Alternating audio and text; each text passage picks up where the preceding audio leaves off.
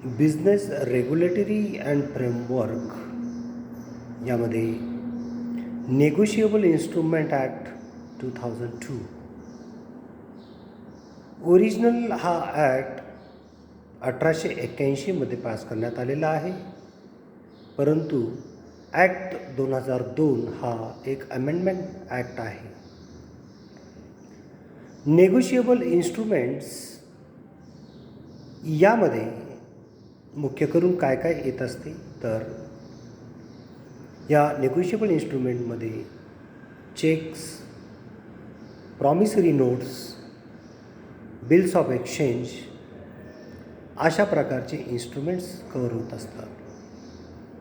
या इन्स्ट्रुमेंटद्वारे जे काही ट्रान्झॅक्शन जे काही व्यवहार केले जात असतात त्याला कंट्रोल करण्यासाठी किंवा ज्या काही गाईडलाईन्स आहेत त्या गाईडलाईन्स नेगोशिएबल इन्स्ट्रुमेंट ॲक्ट 2002 यामध्ये कव्हर करण्यात आलेल्या आहे.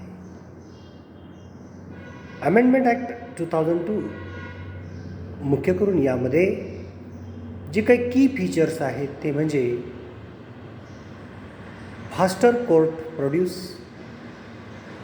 पनिशमेंट अप टू 2 years किंवा fine 2 times of cost of cheque किंवा दोन्ही पण लागू होत असतात. त्याचप्रमाणे याचं मुख्य की फीचर म्हणजे टाईम लिमिट फॉर नोटीस देण्यासाठी टाईम लिमिट ह्या कायद्यानुसार 30 daysचा असतो. अकॉर्डिंग टू सेक्शन 138 हे आपणास 30 दिवसाची मुदत देत असते. त्यानंतर फायलिंग पिरियड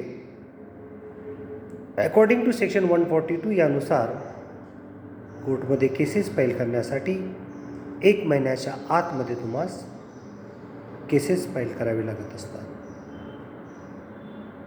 मुख्य की फीचर्समध्ये अजून इलेक्ट्रॉनिक चेक्स म्हणजे चेक्स याचा गाईडलाईन आणि उपयोग करण्यात आलेला आहे आणि त्याचप्रमाणे कोर्ट ज्युरिस्डिक्शन एरिया हा सुद्धा या कायद्याप्रमाणे आपणास गाईड करत असतो. ज्या एरियामध्ये चेक प्रेझेंट केलेला असेल, ज्या एरियामध्ये ड्रॉईचं लोकेशन्स असेल त्या ज्युरिस्डिक्शनमध्येच आपणास हे केसेस फाईल करावे लागत असतात.